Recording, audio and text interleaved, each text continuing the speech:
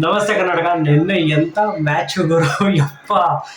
ಈ Young players ಇಬ್ರು ಏನ್ ಹೊಡೆದ್ರು, ನಾಯಿ ಹೊಡೆದಂಗ್ ಹೊಡೆದ್ರು ಜಿ ಟಿ ಬೌಲರ್ಸ್ಗೆ.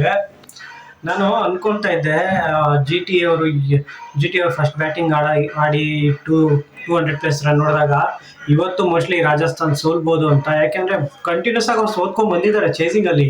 ಅಷ್ಟು ನೀಟಾಗಿ ಚೇಸ್ ಕೂಡ ಮಾಡಿರ್ಲಿಲ್ಲ. ಆದ್ರೆ ಅದನ್ನೆಲ್ಲ ಕಲ್ಪನೆಗಳನ್ನೇ ರಾಂಗ್ ಮಾಡಿ ಏನ್ ಬ್ಯಾಟಿಂಗ್ ಆಡಿದ್ರು ಈ ಯಂಗ್ ಪ್ಲೇಯರ್ ವೈಭವ್ ಸೂರ್ಯವಂಶಿ ಅಂತ. ಅಯ್ಯೋ ಅಯ್ಯೋ ಗುರು, 14 ವರ್ಷದವನಾಗರು ಹಂಗ್ ಹೊಡಿತವನೆ. ಬಾಲ್ ನೋಡಿದ್ರೆ ಅಮ್ಮ ಫೀಲ್ಡ್ ಅಲ್ಲಿ ಇರ್ತಾನೆ ಇಲ್ಲ, ಅವು ಎಲ್ಲ ಗ್ರೌಂಡ್ ಇಂದ ಆಚೆನೆ ಹೋಗ್ತಾವೆ.